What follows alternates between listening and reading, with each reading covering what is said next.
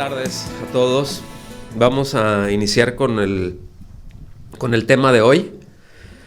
Este es el tema número 11.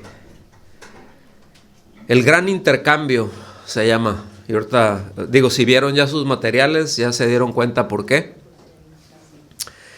Miren, este pasaje que vamos a ver hoy realmente pues es corto, ¿no? Es desde el versículo 10 al 14 del capítulo 3. Entonces, es corto, pero es crucial y teológicamente muy denso, ¿sí? Ustedes realmente, nada más para que vayan tomando notas ahí, todo el argumento que empezamos a ver desde la semana pasada, es decir, desde el versículo 1 del capítulo 3, toda la idea la va desarrollando o la va a desarrollar hasta el capítulo 4, en el versículo 7. Ahí se cierra lo que viene diciendo, ¿sí? De lo que estamos tratando ahorita, y pasa a otra, y va haciendo cambios, ¿no? Va progresando la carta. Entonces eso solamente para que vayan, que puedan tener ubicados, ¿no? Cuando empieza una idea y en dónde termina y cómo va siguiendo, para que vayan viendo cuando están leyendo esos cambios de ritmo, que no se... Está bien que nos guiemos por los capítulos y por los versículos, eso nos ayuda mucho, ¿verdad? Para cuando vamos a hacer un análisis, pero el propósito también es que encontremos el sentido real que está llevando el escrito, porque originalmente no traía capítulos ni versículos ni nada de eso. Entonces, les comento hasta ahí, ¿no? Y es aquí en todo este pasaje, desde el versículo 1 del capítulo 3 hasta el versículo 7 del capítulo 4, en donde Pablo responde, o en donde está mostrando o demostrando que la justificación siempre ha sido por la fe, ¿sí? Y que la ley no puede otorgar ni vida ni justicia, porque no fue dada para eso, y eso es todo lo que va explicando, ¿sí? La ley no fue dada para eso. Entonces, es como cuando queremos utilizar una herramienta en algo para lo que no está diseñada, ¿sí? Si tenemos un tremendo caldo, ¿verdad? Ahorita así que está haciendo frío y tenemos un caldazo el que le guste. Yo diría que para mí un pozolito me vendría muy bien.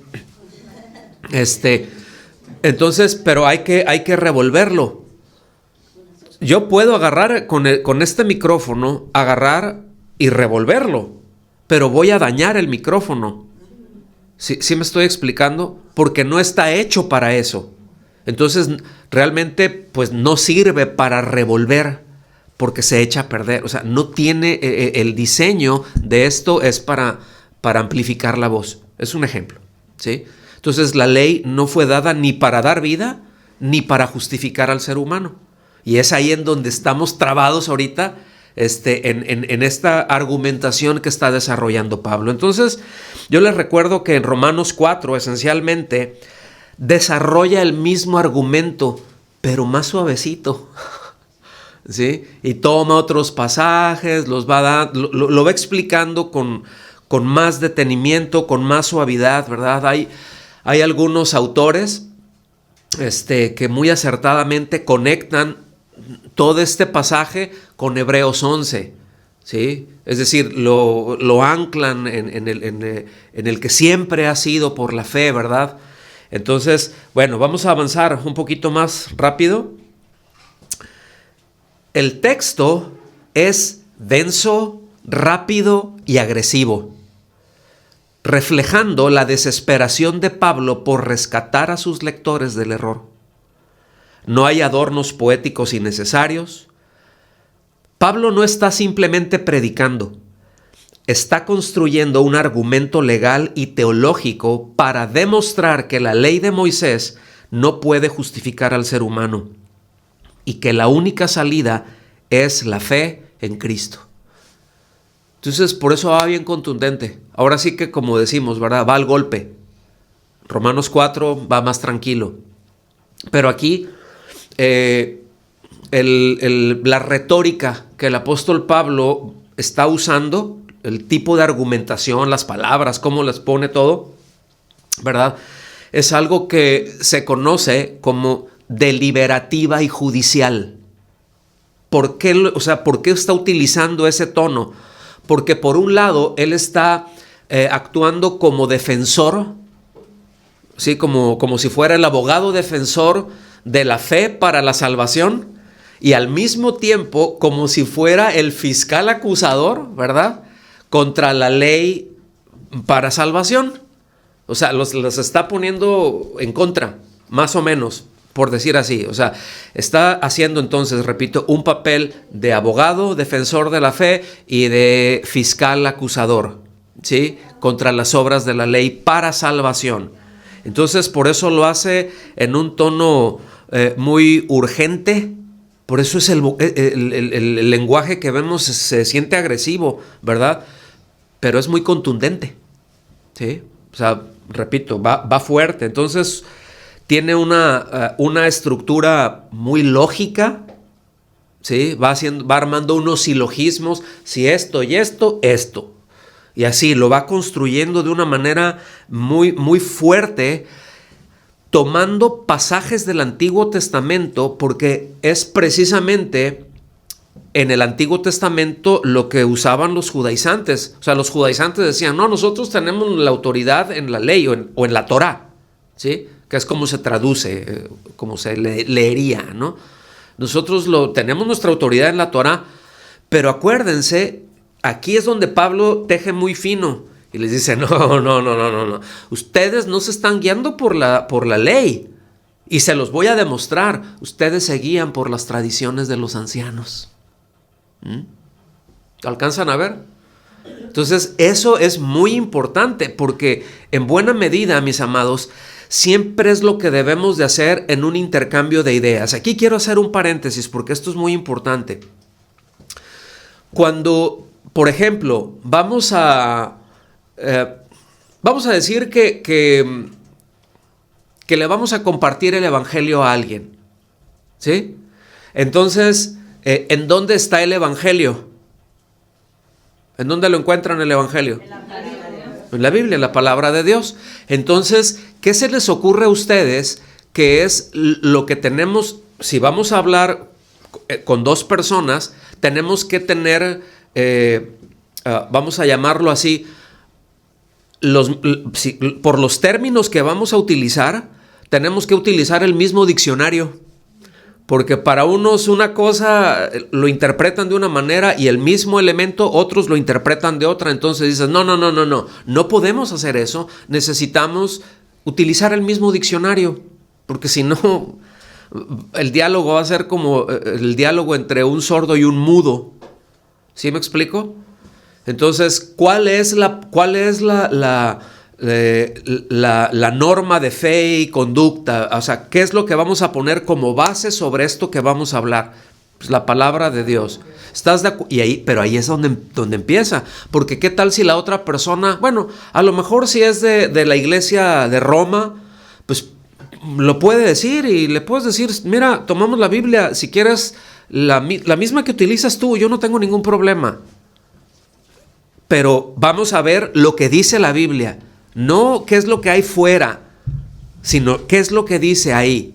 ¿Estás de acuerdo con eso? No, pues sí. Ok, ya tenemos una base para poder decir, Dios dice esto. Y ahí tenemos una misma autoridad. Si le estás compartiendo, por ejemplo, si le vas a compartir a un musulmán, se puede hacer. Póngame atención en esto que le voy a decir. Luego les comento más, ¿no?, acerca de esto. Pero muchas de las suras que tienen ellos en el Corán hacen referencia a la Biblia. De hecho, hacen referencia a José, a María. Y tiene en una alta estima a María, por ejemplo. ¿Cómo la ve? ¿Sabía eso o no? Sí. Incluso saben que es la palabra de Dios. Entonces la asumen como la palabra de Dios. Ya después tienen otras cosas que se contradicen entre ellos mismos. Por eso es bien fácil decir, ok, si vamos a hablar de Jesús, pero tiene que ser el Jesús de la Biblia. ¿Sí? porque tú mencionas, pero partimos de la base de que Jesús es real. ¿Sí me explico? Entonces ya de ahí o sea, se establece, ¿verdad?, la autoridad de la palabra de Dios. Entonces, no, pero es que el Corán es la palabra de Dios. Ok, ¿quién lo escribió? ¿Por qué dices que es palabra de Dios? ¿Por qué es palabra de Dios? ¿Por qué? ¿Quién lo escribió? ¿Cómo se recopiló? ¿Cómo lo tienes? Yo te puedo decir cómo se hizo la Biblia. Y cómo no hay, desde principio hasta el fin, no hay ninguna contradicción. ¿Sí? Porque muchas veces dicen, no, pues es que de ellos, yo sé lo que les estoy diciendo. No, es que el evangelio tal dice, cuando te dicen, es que si la Biblia, y te lo meten por ahí, dices, ok, ya la hicimos, porque tú trajiste el argumento de la Biblia a la mesa, vamos a usar la Biblia. ¿Sí me explico? Entonces, o sea, a lo que voy, la idea es que tenemos que tener la misma base cuando vamos a tratar una idea, y eso es lo que Pablo está haciendo. A ver, ustedes dicen que la ley es en donde ustedes se apoyan. Perfecto, vamos a la ley. Y con la misma ley les voy a demostrar, ¿sí?, que no fue dada para salvar, fue dada para otras cosas. Y ahorita lo vamos a ver. Espero no haberlos hecho un lío. Cierro el paréntesis. Vamos a ver un bosquejo así muy, muy rápido de este pasaje, porque quiero que vayan viendo, cuando van a leer, que van a estudiar, esto les va a servir también a los que se están preparando para maestros, porque el hecho de tener de ir armando bosquejos, la idea nos ayuda a enfocarnos y a entender con más facilidad la secuencia de ideas que lleva el texto. Por ejemplo, en el versículo 10 nos habla de la imposibilidad de la justificación por la ley. Ahí está tratando, y eso lo podemos conectar con otros versículos. En el versículo 11 nos habla de el principio eterno de la fe, que siempre ha sido por fe. ¿Sí? El versículo 12, ¿verdad?, nos habla de el contraste entre la ley y la fe. ¿Se fijan cómo va tratando? Todo es una misma argumentación, pero la lleva ordenadamente. El versículo 13 nos dice o nos presenta a Cristo como redentor de la maldición de la ley. ¿Sí? Y finalmente en el versículo 14, la bendición de Abraham sobre los gentiles por la fe. Entonces eso nos deja entender con más claridad, ¿no?, de qué nos está hablando este pasaje. Y ahí le podemos rascar, como lo vamos a hacer ahorita. ¿Están listos entonces? Muy bien. Gálatas 3:10 se lee así en la Nueva Biblia de las Américas. Porque todos los que son de las obras de la ley están bajo maldición, pues escrito está: maldito todo el que no permanece en todas las cosas escritas en el libro de la ley para hacerlas. Esto es como una referencia nada más. Pablo está citando aquí la Septuaginta. ¿Cuántos ubican qué es la Septuaginta? Okay. La Septuaginta es la traducción de la, vamos a decir, del todo el Antiguo Testamento al griego. ¿Sí? La Septuaginta es la traducción aceptada, la traducción, vamos a decirlo así, oficial en griego, que se hizo desde los manuscritos, es decir, desde lo que son los textos masoréticos, o sea, todo lo que todo es el Antiguo Testamento, ¿sí? Todo lo tradujeron. Y es muy interesante la historia de la Septuaginta, ¿verdad? Lo voy a resumir muy, muy rápido, pero ¿cuántos ubican la biblioteca cuando existía la biblioteca de Alejandría en Egipto? Era una biblioteca enorme. Y en aquel tiempo, el rey del orden de los Ptolomeos, dice, a ver, pero ¿cómo que no tenemos tenemos copias aquí de estos libros, de estos escritos que son muy importantes, que están en hebreo y están en arameo y tal, pero ¿cómo es posible que esto no esté en griego? Acuérdense que el griego era el idioma oficial, ¿sí? Entonces, ¿cómo es posible que esto no esté en griego? Entonces, él mismo, de su bolsa, ¿sí?, juntó a un montón de ancianos, de traductores, les dijo, esta es su misión, ¿sí? Me van a terminar, me van a hacer esta traducción. Y él les pagó todo hasta que todos los que fueron, creo que eran 70, si no mal recuerdo, ¿sí? Por eso se llama Septuaginta, que eran 70 traductores, ¿sí? Entonces, hasta que en cada palabra coincidieron todos, es que quedó. Porque en el hebreo es un idioma muy, muy diferente, ¿sí? Tienen muchas formas, pero una de las cosas es de que ellos cuentan las letras, no las palabras. Se van contando las letras. Por eso cuando un escriba, ¿verdad?, copiaba un texto, ya lo copiaba y las contaba, no salió, y llegaba otro y las contaba, y llegaba otro y las contaba. Si había una de más o de menos, esa copia se destruía y tienes que volver a empezar. Y entonces ellos destruían esa copia y destruían la pluma con la que la habían hecho. Se lavaban y volvían a empezar.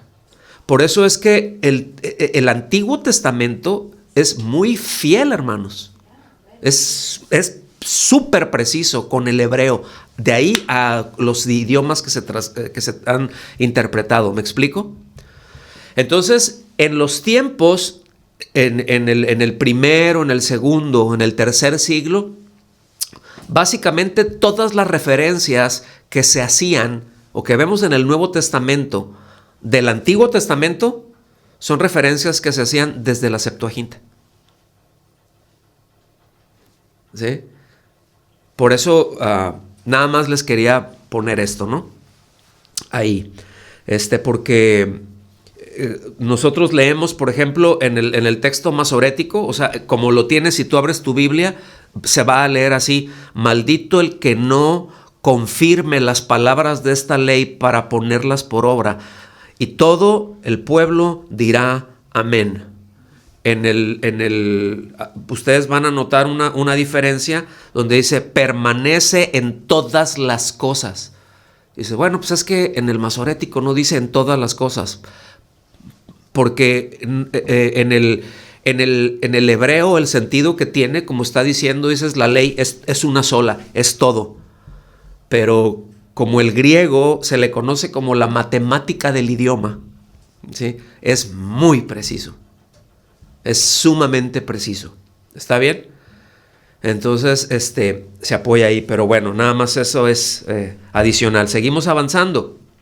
Aquí inicia entonces con una afirmación chocante. Intentar cumplir la ley no trae bendición, sino maldición. ¡Wow! ¿Sí? Porque la ley exige perfección absoluta. Debido a que nadie puede cumplir todas las cosas todo el tiempo, la consecuencia lógica de estar bajo la ley es estar bajo su maldición. ¿Sí? O sea, fíjense el argumento. ¿Sí? El argumento que está trayendo. Pues es que todo el que quieres vivir por la ley estás bajo maldición. Pero ¿cómo? Si la ley es santa, ¿verdad? Si la ley es pura, la ley es buena, ¿cómo voy a estar bajo maldición? Bueno, es que el objetivo de la ley no es salvar.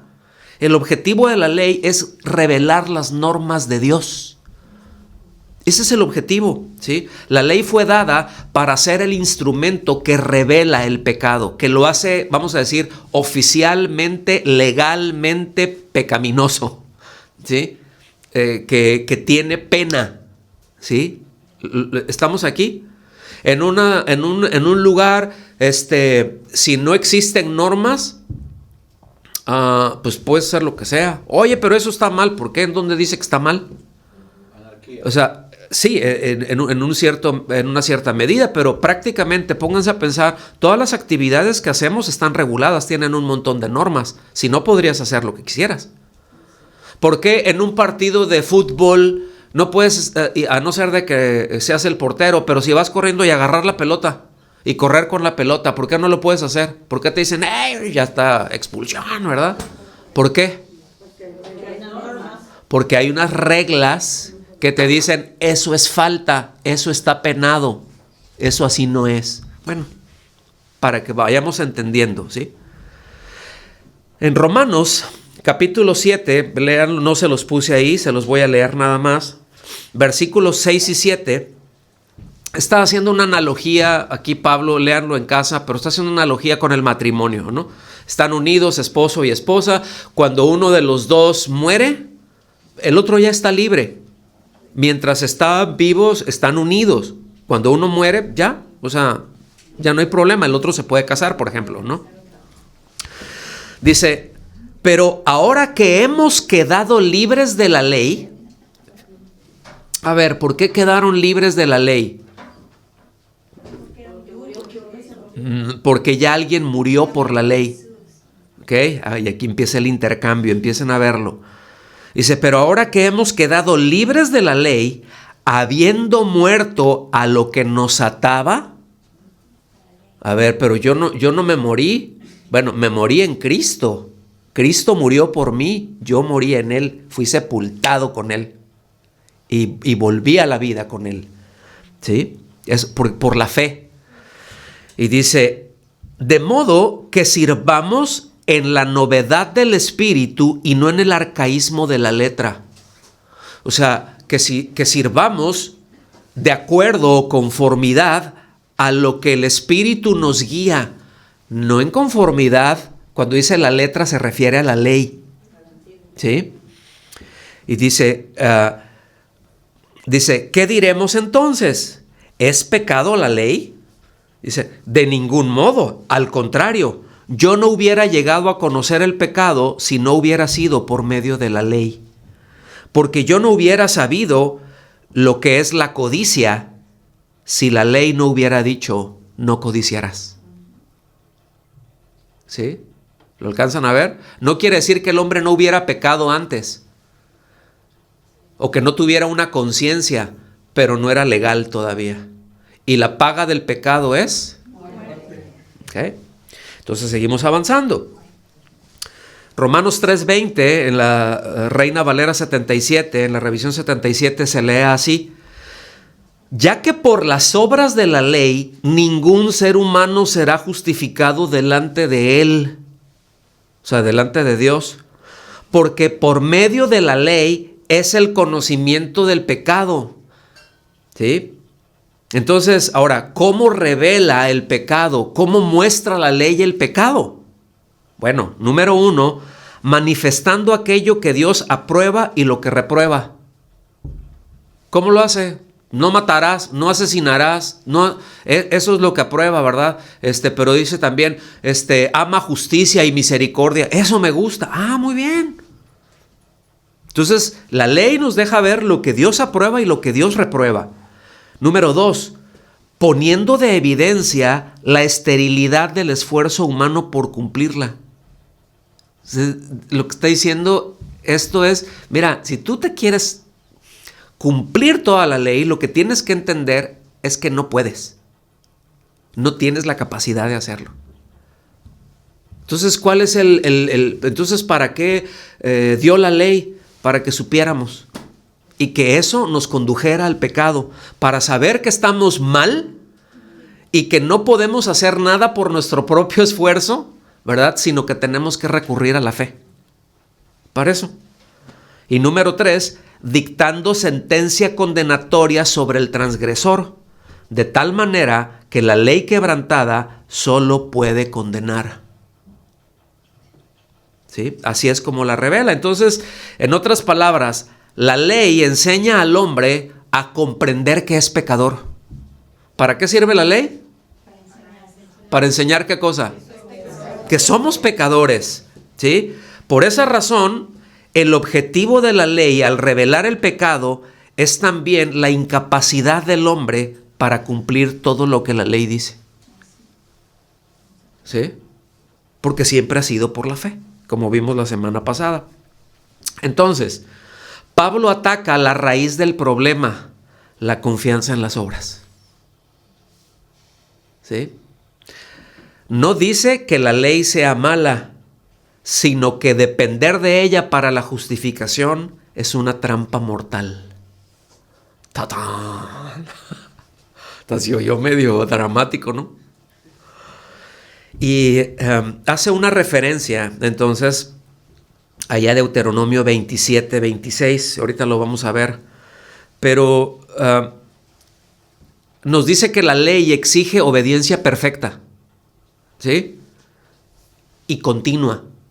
O sea, no puedes decir, bueno, ya hoy cumplí, pues no violenté nada de la ley, y mañana tampoco, pero en algún momento, ¿sí? ¿Se acuerdan cuando estaba el pasaje de Lucas, el Evangelio de Lucas, trae una historia de ahí, que él estaba ahí, ¿verdad? Estaba ahí con los discípulos y con otra gente, y que llegó un joven rico, ¿sí?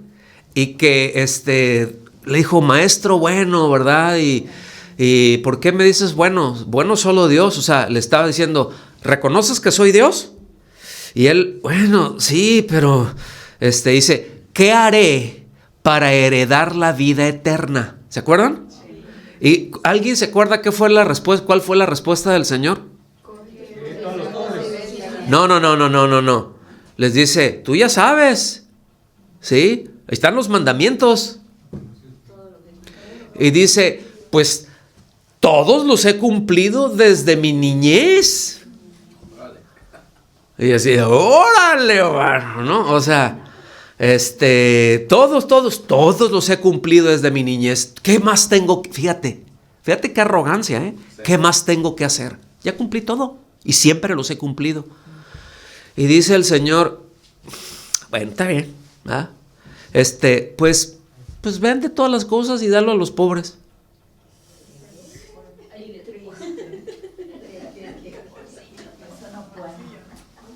Ay, Señor, déjame la más barata. ¿Sí? ¿Qué fue lo que en dónde le puso el dedo en la llaga? ¿Cómo se llama? ¿Qué pecado le señaló? Mira, aquí la avaricia, la codicia, la idolatría. Lo alcanzan a ver y conectan todo ahí. Dicen, no, cuate, tú ya es. ¿Sí me explico? Pues mira, si tú pensabas que la habías cumplido, aquí te estoy demostrando que no. Ya, eres culpable. Aunque hayas cumplido toda la vida, aquí te quedaste chiquito. ¿Sí? No sé si lo alcanzan a ver, hermanos. ¿Sí? Entonces, pues nadie, o sea, si alguien quiere justificarse por la ley, pues está automáticamente bajo condenación porque no la va a poder cumplir. No la va a poder cumplir permanentemente. Entonces no es de que la ley otra vez sea mala, ¿sí? El asunto es de que no fue dada para justificar al hombre, sino para mostrarle su pecado y la consecuencia legal. Otra vez, la paga del pecado es la separación de la vida, ¿no? Ahí está.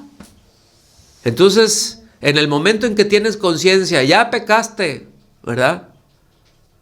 ¿Quién se comió la jalea? Fue mi hermano. Desde chiquito, ya estás. No sé si lo alcanza a ver. Entonces, bueno, el análisis que podríamos hacer de esta hasta aquí, de lo que va diciendo Pablo, dice, mira, si intentas salvarte por la ley, tienes que cumplir el 100% de ella el 100% del tiempo. Ahí dirás. ¿Sí? Porque la Escritura nos dice ahí en Santiago 2:10, porque cualquiera que guarda toda la ley pero falla en un punto se ha hecho culpable de todo. ¿Ya? Por cuanto todos pecaron. Por cuanto todos pecaron. ¿Cuántos son todos? Todos. ¿Sí? Entonces, por lo tanto, intentar justificarse por la ley garantiza estar bajo maldición. Por eso empieza así. Todo el que quiere está bajo maldición. Y es lo que les está haciendo ver a los Gálatas. O sea, realmente se quiere, o sea, creen que con circuncidarse, con guardar todo eso. No. O sea, despierten en otras cosas, ¿no? Lo que les está diciendo. Lo único que ustedes están haciendo es garantizar vivir bajo maldición. O sea, no bajo la bendición. Porque ninguno de ustedes la va a cumplir perfectamente. Entonces ya viene al versículo, vamos a ir ahorita ya a los versículos 11 y 12, que pone la ley versus la fe. O sea, los pone, fíjense, no como las pone en contra, pero como las contrasta. O las pone en contra en el sentido de una de cara a la otra, ¿sí? Versículos 11 y 12 de Gálatas 3, en la Nueva Biblia de las Américas se lee así. Y que nadie es justificado ante Dios por la ley, es evidente. Ya lo vimos ahí en Romanos 3:20, ¿verdad? Dice, ¿por qué? El justo vivirá por la fe. Sin embargo, la ley no se basa en la fe. Al contrario, el que las hace, vivirá por ellas, es decir, las obras de la ley. Y ahí pone en contra los argumentos, ¿verdad? Entonces, el apóstol Pablo pone cara a cara dos textos del Antiguo Testamento para mostrar que la fe y las obras para salvación operan bajo principios opuestos. ¿Sí? Va una pregunta teológica. ¿Alguien se podría salvar por la fe? Es potencialmente. ¿Alguien se podría salvar por la fe? ¿Por la ley, perdón? No. Sí. Sí. Si la cumpliera todo el tiempo. Exactamente. Ahora sí que como dijo el Chapulín Colorado, ¿quién podrá ayudarme con esto? O sea, porque nadie lo puede cumplir, ¿sí? O sea, sí se podría salvar si no violentaran nunca un solo mandamiento, pero eso es imposible para el hombre. Escúcheme bien lo que le voy a decir. Solamente Cristo la vivió y la cumplió en lugar nuestro. Ahí está el intercambio. Eso es parte del intercambio. Es decir, el hombre cumplió en la persona de Cristo. Nada más. Entonces, ese es el intercambio, esa es la sustitución, el justo por los injustos. Ese intercambio en donde todo mi pecado fue sobre él y toda su justicia fue sobre nosotros. Ahora, toda su justicia, la justicia en él no operó por gracia, es porque él la cumplió. ¿Alcanzan a ver? Es muy diferente. En nosotros es por la gracia, por la fe, por la gracia por medio de la fe, pero él la cumplió. Él era absolutamente justo, porque la cumplió. Nunca pecó. Esa es la impecabilidad de Cristo. Entonces la fe conduce a una dependencia del Señor, ¿verdad? Es algo que a Él le agrada. La fe establece una relación continua, cercana con el Señor. Por eso la ley exige obras, pero el Evangelio llama a la fe. ¿Sí? De ahí la expresión, ¿verdad? Que es difícil. Cuando vemos nosotros ahí que la ley no es de fe. Es decir, la ley, o sea, no hay ley por fe. No, voy a cumplir la ley por fe. No puedes. La ley se tiene que cumplir por obras. ¿Sí?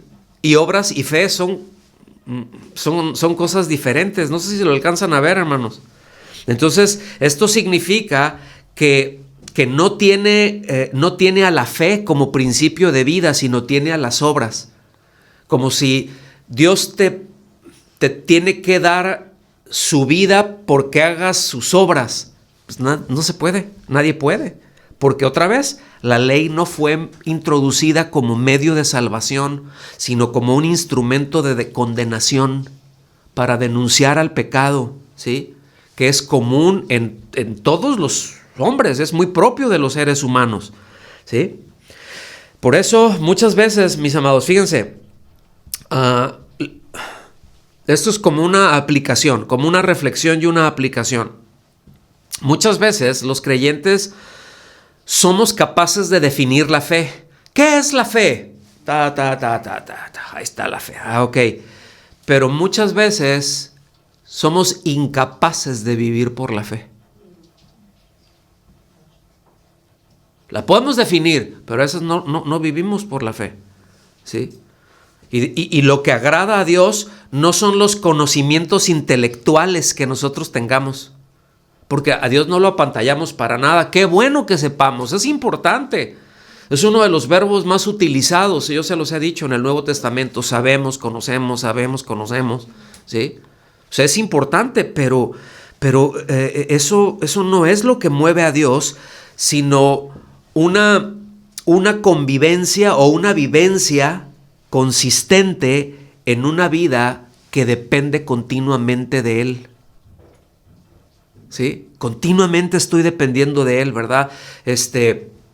Y eso entendiendo de que, híjole Señor, esto está complicado, ¿no? Pero tú me vas a habilitar para esto. ¿Sí? Maestros de los niños.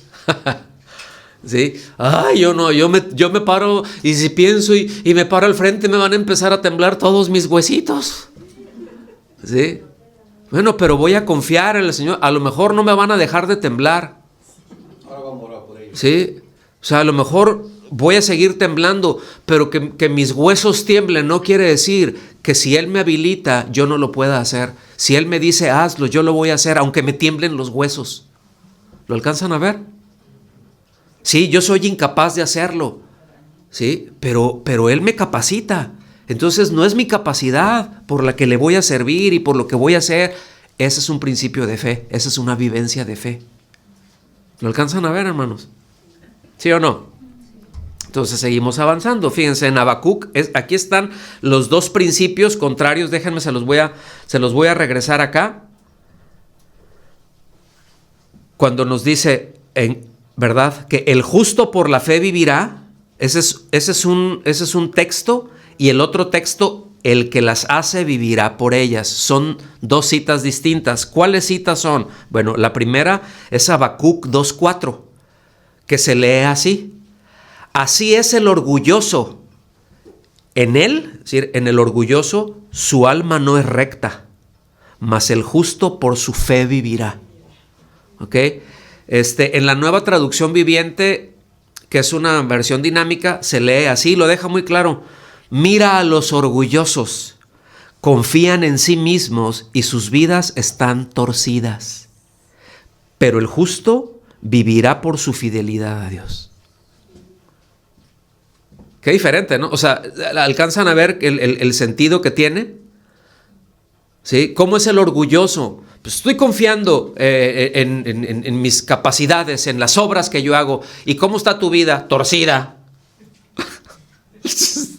Es lo que dice, ¿no? Dice, pero ¿y cómo es el justo? ¿Cómo es el que por qué ha sido justificado? ¿Sí? ¿Es fiel a Dios? Es fiel a Dios. No es perfecto, pero es fiel a Dios. Se equivoca, cae, pero el Señor lo levanta, porque es fiel, porque está dependiendo de Dios, no de sus fuerzas. ¿Sí?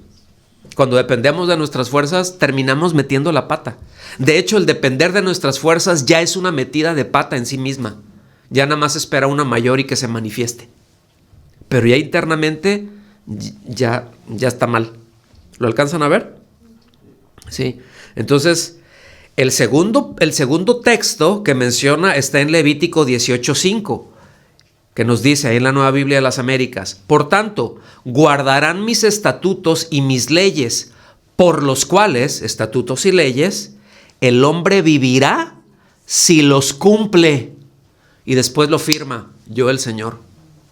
Digo, más claro que eso está muy rudo, pero la Nueva Biblia Viva nos lo traduce o lo interpreta así: solamente obedecerán mis leyes y las cumplirán al pie de la letra, porque yo soy el Señor su Dios. Si las obedecen, tendrán vida. Yo soy el Señor. Y alguien puede decir, bueno, sí, perfecto. Ajá. pero ya quebraste una, ya. Y no puedes, ahorita ya recibí vida, ya la perdí. Ya la recibí, ya la perdí. Ya la recibí, ya la perdí. No. O sea, no se puede. ¿Sí? Entonces, fíjense, aquí Pablo, la hermenéutica de Pablo no contradice la ley, es decir, la interpretación que Pablo está trayendo no contradice la ley, sino que afirma su propósito, que es regular la vida del pueblo ya redimido, no justificarlo ante Dios. Aquí este es todo un tema, yo me atrevo a decir, no voy a detenerme mucho, solamente lo voy a mencionar por esto. Miren, ¿ustedes se acuerdan en dónde empieza la ley? ¿En qué parte de la Biblia? ¿Alguien se acuerda? ¿En dónde están los 10 mandamientos? En Éxodo. Empieza en Éxodo 20, exactamente, ¿verdad? Y algo bien interesante. Ahí ya lo sabía. Miren, cuando estamos hablando acá de un pueblo redimido, esto es vital entenderlo, hermanos. Hasta aquí, ¿lo redimió de qué? Es decir, ¿ustedes se acuerdan qué es redimir? Es pagar. Ajá, redimir es el pago, es un rescate. Ok, ¿cuál era? A ver, vámonos más para atrás. Vamos a la promesa de Abraham. ¿Se acuerdan que les dijo, no? Toda tu descendencia, ¿verdad? Van a tener una tierra, etcétera, etcétera. Pero va a haber un detalle, van a ser esclavos. Pero yo después los voy a... ¿Sí? Entonces, nacieron, eran esclavos, 430 años ahí, ¿verdad? Metidos ahí en esclavitud, ahí en Egipto. Esclavo es ser muy duro. Ahora, ¿ellos salieron o Dios los sacó? Dios los sacó. Ellos no tenían interés en salir. Ellos tenían interés con que ya no me doliera la rodilla, con que ellos se hubieran conformado con un faraón que no les apretara tanto el cuello. O sea, pero ellos, de hecho, no era un pueblo muerto de hambre, ¿eh? Comían bien. Pero no eran libres, eran esclavos. Es decir, ¿quién era el dueño de ellos? Faraón. ¿Qué es lo que viene a hacer el Señor? A redimirlos, los viene a sacar, y destruyó al faraón y los redimió. Ahora, ya como redimidos, Él ya los llevaba a la tierra de promesa. Pero todos decían, no, nosotros queremos hacer pacto con este Dios. Dios no dijo, yo quiero hacer un pacto con ustedes. O sea, yo estoy cumpliendo la promesa de Abraham. Pónganme atención, sigan eso. Yo dijo, los voy a sacar y aquí les voy a dar los 10 mandamientos. Los 10 mandamientos vienen a consecuencia de que el pueblo los pidió. Porque Dios no dijo, voy a hacer un pacto con ustedes. Pues yo lo hice con Abraham y yo voy a cumplir mi pacto, lo estoy cumpliendo. No, pero nosotros queremos, ¿verdad?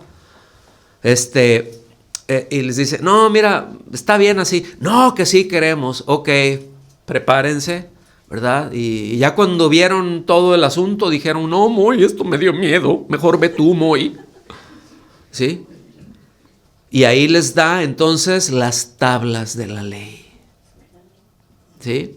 Alguien dice por ahí, bueno, fueron las tablas, eran 2, porque 5 en una parte estaban los primeros 4 y en otra estaban los 6. Y no es ese el sentido que tiene. Eran 2 porque en un contrato uno se queda con una copia y el otro se queda con otra.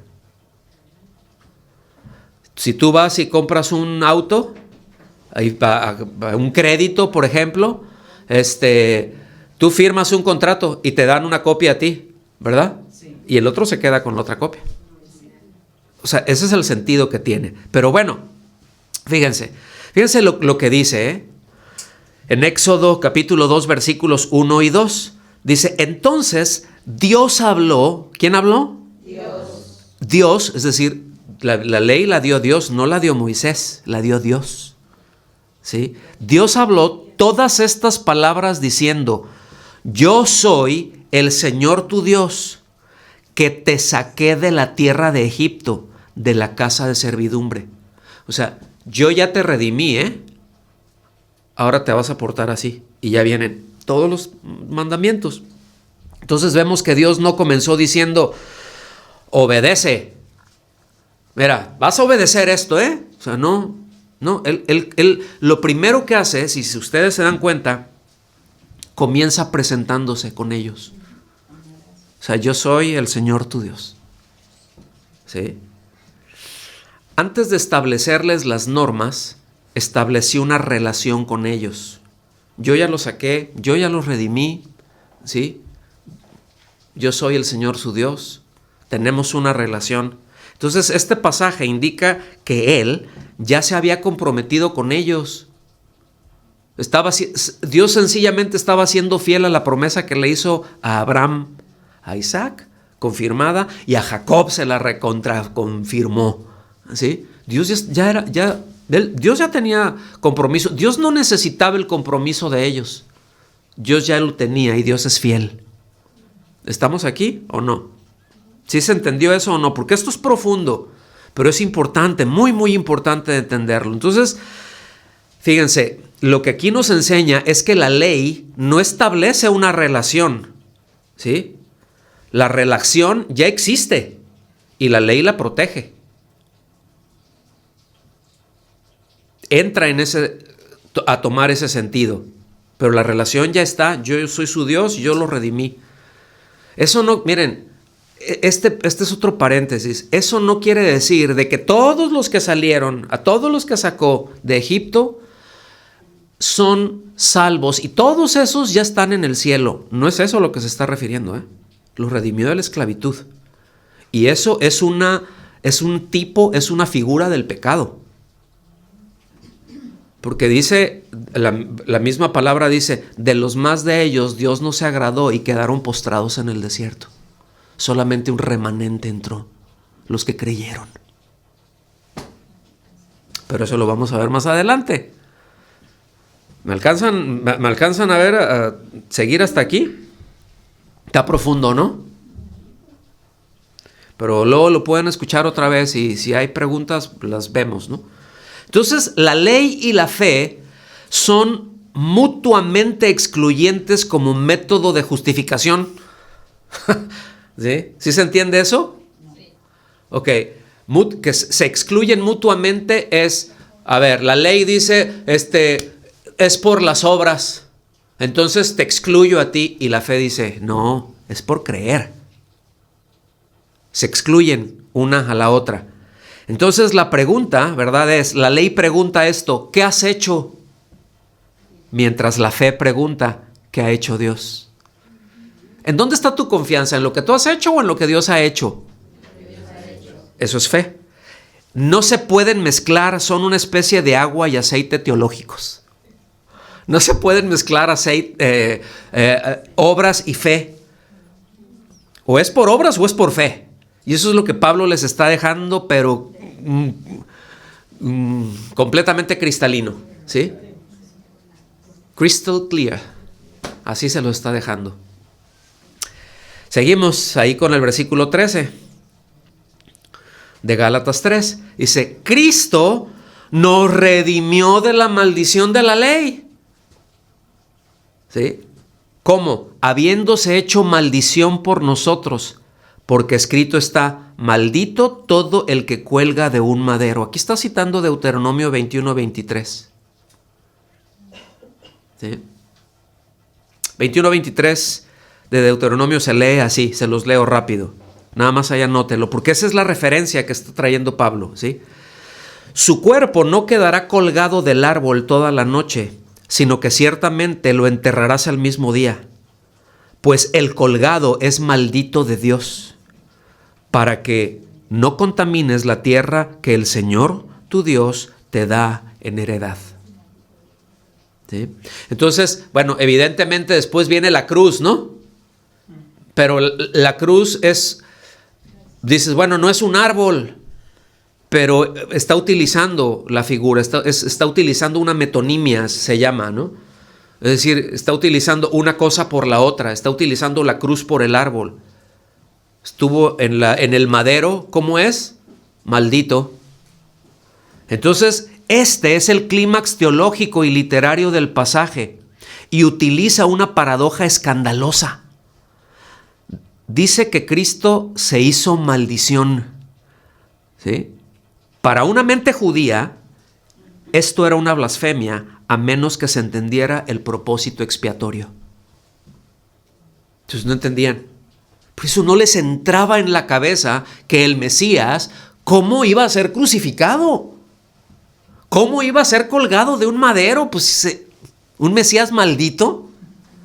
O sea, no, esto me choca, ¿no? Pero otra vez, seguimos avanzando, porque aquí se va a poner bueno. La cruz no es solo un instrumento de muerte, sino el lugar donde la maldición fue transferida de nosotros a Jesús. Qué intercambio tan más maravilloso. ¿Sí? Hubo una sustitución penal. Pablo explica cómo ocurrió el pago. No fue con dinero, sino con un intercambio. Nosotros merecíamos la maldición por romper la ley, como está en el versículo 10, y Cristo tomó esa maldición sobre sí mismo. ¿Sí?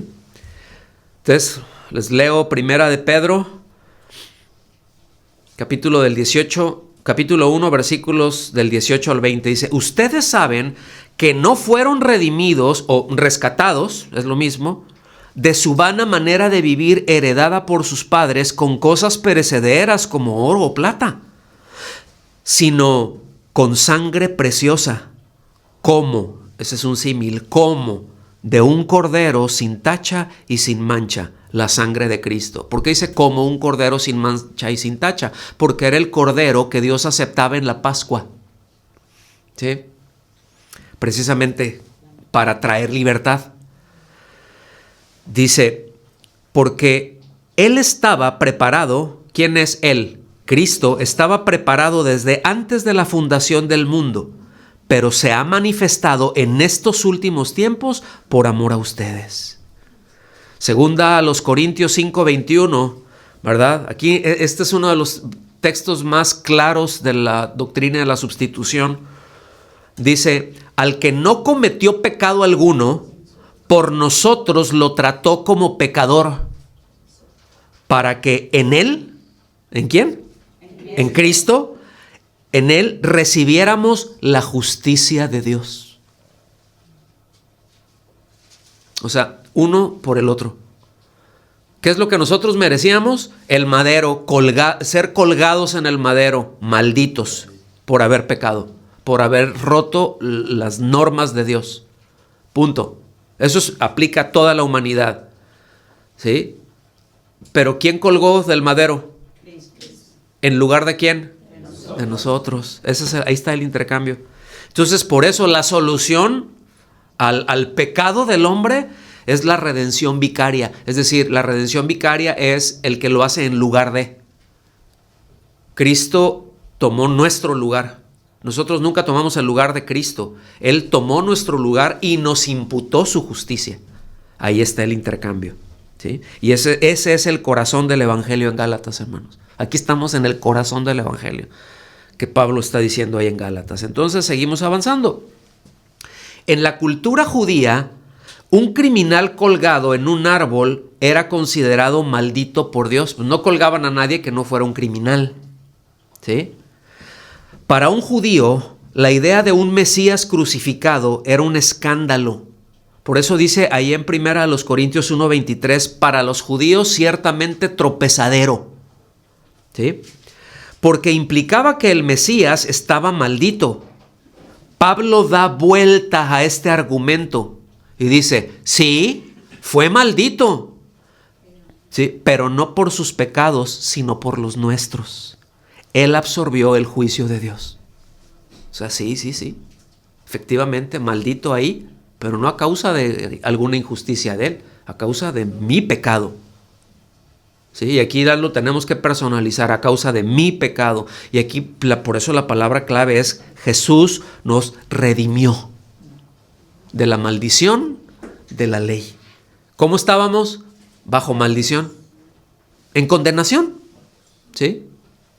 Entonces, bueno, ya ubicamos bien esta palabra, ¿no? De redimir, que en esencia se utilizaba mucho en el mercado de esclavos, ¿no? De los mercados de esclavos. Entonces, vamos ahí, vámonos perfilando. Versículo 14 para el final. Dice, a fin de que en Cristo Jesús, al creer, esto es, en Cristo, estamos en Cristo cuando hemos creído en Él, a fin de que en Cristo Jesús la bendición de Abraham viniera, ¿a quiénes? A nosotros, a todos, a todas las naciones, para que recibiéramos la promesa del Espíritu mediante la fe. ¿De qué otra forma puede leer recibir la promesa del Espíritu? ¿Qué otra cosa puede decir? ¿A qué equivale recibir el Espíritu Santo que Dios prometió a los que creen? No, pues si yo ya creí, recibo la promesa a los que creen, pero ¿qué es recibir el Espíritu? La salvación. La salvación, la regeneración, la vida de Dios, la vida de Cristo, el Espíritu de Cristo. ¿Estamos aquí? Entonces, el argumento cierra contrastando el inicio. ¿Cuál es el inicio? La maldición, con el final deseado. ¿Cuál es? La bendición de Abraham, la bendición que le hizo a Abraham. Esta es toda la argumentación que trae. Que esta bendición llegue a los gentiles y la recepción del Espíritu a través de la fe. Eso es, de eso se trataba todo el asunto. Y ahí, ven cómo puso, sí captaron cómo puso esos dos argumentos utilizando el Antiguo Testamento, al ponerlos cara a cara, les demuestra, es que no es por la ley. O sea, quieren por la ley, ya están fritos y estarán eternamente fritos, friéndose más bien. Nunca terminarán de freírse. ¿Sí? Entonces aquí hay un par de propósitos, ¿verdad? Que es la bendición universal. Hay un doble propósito en todo eso. Bendición universal es la bendición para todo el que cree. ¿Sí? Uno es horizontal, ¿verdad? Es que la bendición que se prometió a Abraham, el ser justificado por fe, cruzara todas las barreras étnicas. O sea, no es nada más para cierta raza. Es para todos. Porque yo le voy a decir algo que a lo mejor a algunos no les va a mover el tapete. Les voy a hacer una pregunta. ¿Abraham era judío? A ver, ¿era judío, sí o no? No era judío. Era un caldeo, era un caldo. Sí, era caldeo, efectivamente, no era judío. Dios sacó una descendencia, pero escuchen bien, se les llama judíos porque después era el reino del sur, ¿sí? Por eso, sencillamente. Pero póngame atención, por Judea, ¿sí? O por Judá, ¿no? Por la tierra prometida. Pero, ¿mande? Por la tierra Sí, o sea, por la tribu de Judá, que es en donde desde Génesis prometió que desde la tribu de Judá vendría el que iba a gobernar a todos. ¿Sí? El Mesías vendría de la tribu de Judá. Por eso les chocaba en la cabeza a los fariseos cuando, pero tú eres de Nazaret. De Nazaret no hay nada ahí. Sí, pero yo nací en Belén. ¿Sí? En Belén de Efrata. O sea, es donde se profetizó que sería, en un pueblito de 20, 30 familias ahí. Ahí es donde yo nací. ¿Y por qué no nos dijiste? Porque no preguntaste. Pues sí. Asumiste que era y no, yo nomás te dejé. Sí, es como los que luego le dan piola, ¿verdad? Y se va y después ¡toing! Pegan el jalón, ¿no? Ese es uno, ¿verdad? La otra es vertical, que recibiéramos el Espíritu Santo, la vida de Dios. O sea, así es para todos, pero así es solamente Él me lo da. ¿Sí? Entonces ya vimos, ¿verdad?, que recibir el Espíritu es la prueba definitiva que uno es hijo de Dios. El que no tiene el Espíritu de Cristo, no se engañe, no es de Él. No le pertenece. no lo ha redimido. Este pasaje, entonces, enseña la doctrina de la expiación sustitutiva. Se puede ver como una transacción legal y espiritual. Pablo destruye cualquier esperanza de autosalvación. Es decir, si la ley exige perfección y nosotros somos imperfectos, estamos condenados. ¿Sí? La única salida es que alguien que no merecía la maldición la tomara voluntariamente en nuestro lugar. ¿Sí? O sea, miren, lo más brillante aquí de este pasaje es cómo Pablo usa las propias armas que los judaizantes utilizaban, ¿sí?, para desarmarlos. Le pasó como con David y Goliat, ¿no? Con su propia espada lo mató. Porque David no mató a Goliat con la honda. Ese nomás lo atontó. ¿Sí? Ahí con la piedra ¡toing! Le queda ahí encajada y cayó, pero estaba, lo dice, no, todavía está respirando este animal, ¿verdad? Y agarra su propia espada y yo no sé cuántas le intentó dar porque David era más chiquito y la espada estaba muy grandota, pesada, y quién sabe si le atinó porque no era diestro, y a lo mejor le pegó unas tasajizas ahí, pero finalmente le cortó la cabeza. Ya me puse sanguinario hoy. Sí, y ahorita les vamos a pasar los Kleenex para que se limpien aquí.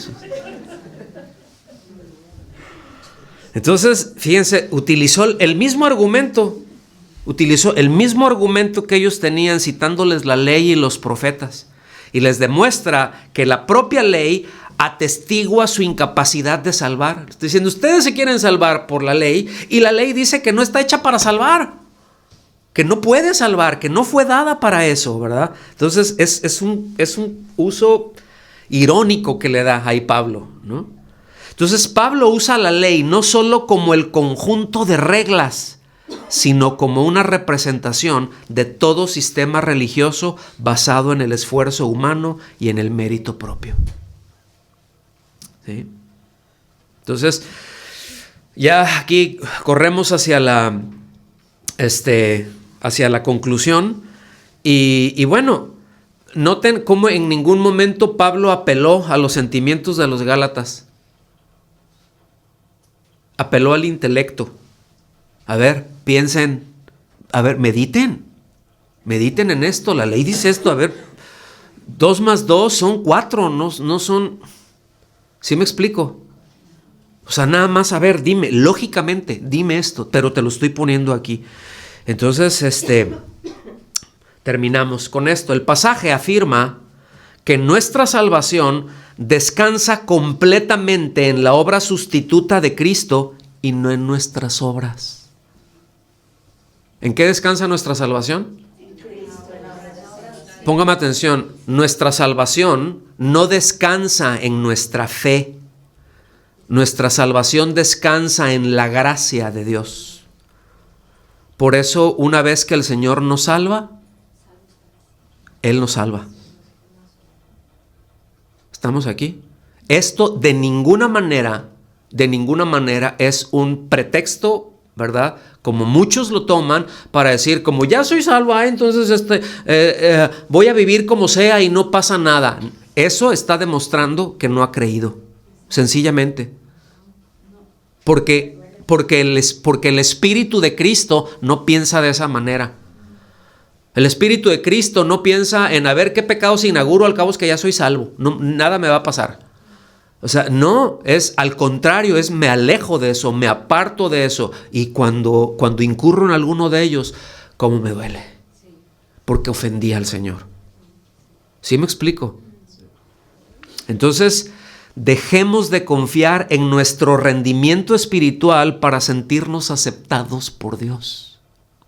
Estas son aplicaciones prácticas, todos los puntos de la conclusión. ¿Sí? La justificación no depende de nuestra obediencia, sino de la obediencia de Cristo. Porque en algún momento fallaríamos, hermanos. ¿Sí? Vivamos con libertad. Si Cristo llevó la maldición en nuestro lugar, No tenemos que vivir bajo la culpa o autoexigencia. Si hemos pecado, arrepintámonos, pongámonos bien con Dios. Si ofendimos a alguien, restauremos hasta donde sea posible. ¿Sí me explico? Porque eso es lo que Dios nos dice. Yo no sé si ubican a Pedro. ¿Sí o no? A Peter, pues. ¿Sí? Él lo negó. 3 veces. Dejó afónico al gallo. ¿Sí? Como nosotros. ¿Sí me explico? Y bueno, pero qué lección tan dura. ¿Sí me explico? Pero después de eso, él fue a la muerte por Cristo. Y de aquello que lo hizo trastabillar por ahí, en un momento dado, bueno, Dios usó eso mismo, ¿verdad? Y lo fortaleció, aunque era algo doloroso en él, como en Pablo, porque he sido perseguidor de la iglesia. Bueno, pues ese es el hecho. Ese es el hecho, pero ahora torníllale para el otro lado, ¿no? Seguimos. Recordemos que nuestra identidad es por la fe, no por rituales, tradiciones o desempeño. ¿Se entiende eso? O sea, mi identidad no me la dan. Soy de casa de oración y yo voy a cantar así y debes de levantar así, tienes que hacer esto porque si no estás mal. O sea, no. Es mi confianza en Cristo, eso es lo que me da identidad. Aquí y en donde esté, ¿sí? El Espíritu es la evidencia de que ya vivimos bajo la bendición de Abraham. Caminemos según Abraham, no de acuerdo a la ley, porque nunca ni la conoció, ni por aquí le pasó, sino vivió por fe, confiando en el Señor, le creyó al Señor. ¿Metió la pata a Abraham después de haber creído en el Señor? Horrible.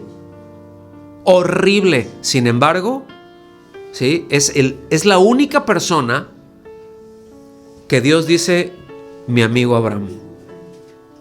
¿Sí? Después el Señor nos dice, ustedes son mis amigos. Vean esa. ¿Lo alcanzan a ver? De nadie dijo Dios propiamente, ustedes son mis amigos, o tú eres mi amigo. Pero el Señor, ¿por qué les dice, ustedes son mis amigos? Que habían creído en Él. Tremendo, ¿no? Evitemos constantemente volver al legalismo. Cualquier intento de ganarse a Dios contradice la cruz. Eso es el legalismo, tratar de ganarme el favor de Dios. Olvídense de eso. Eso no existe, no debe existir para un creyente. Le agradamos porque es un principio de fe, porque ahí es en donde camina el creyente. ¿Sí o no? O sea, nos dice que sin fe es imposible agradar a Dios. Entonces todo mi caminar con el Señor es en base a fe para agradarle. En el momento en que yo me salgo, ¿sí?, de ese principio vital, entonces ya entré en arenas movedizas. ¿Sí? Definitivamente. Entonces siempre es por fe. Nuestros ojos en Él. Amén. Vamos a orar. Señor, gracias por tu bondad y por todo lo que tú nos hablas y las cosas con las que tú nos enseñas, Señor. Eres maravilloso, Dios. Eres maravilloso y gracias por ese intercambio. Gracias porque los que tuvimos que colgar en ese árbol y recibir la maldición de la ley éramos nosotros, la verdad, Señor. Pero gracias por tomar nuestro lugar. Gracias por ese intercambio tan maravilloso, por ese gran intercambio. En el nombre de Jesús. Amén. Amén. Que Dios los bendiga, hermanos.